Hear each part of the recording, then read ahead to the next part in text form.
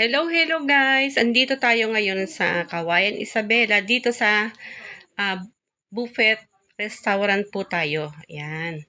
Ito yung mga pagkain po nila, oh. Ang dami at siguradong mabubusog po tayo dito.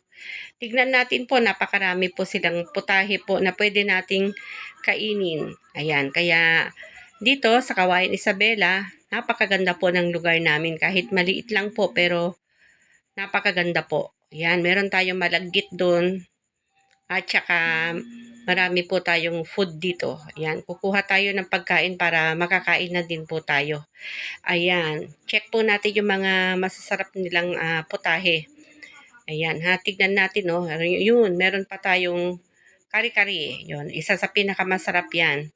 At meron din tayong dinuguan. At dito naman tayo sa, ayan. Oh, sarap ha. Ayan.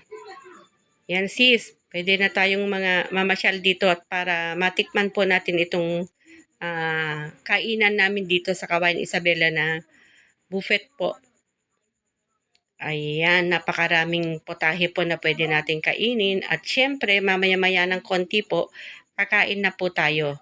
At syempre, kasama ko po ang aking anak dito para sa ganun makakain po kami ng masarap. At syempre, nakakabusog po. Ayan. Tignan nyo guys, ang ganda-ganda po ng lugar na to at mabubusog po tayo.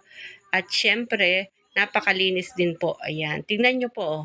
Marami po tayong mapagpipilian. May salad pa. Meron pang mga fruits.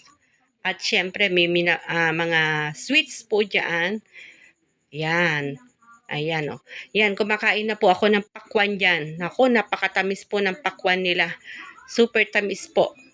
Oh, kain po tayo, kain tayo. At mamaya-maya kakain na po tayo. Thank you guys and God bless po. Panuurin po natin. Maraming salamat po.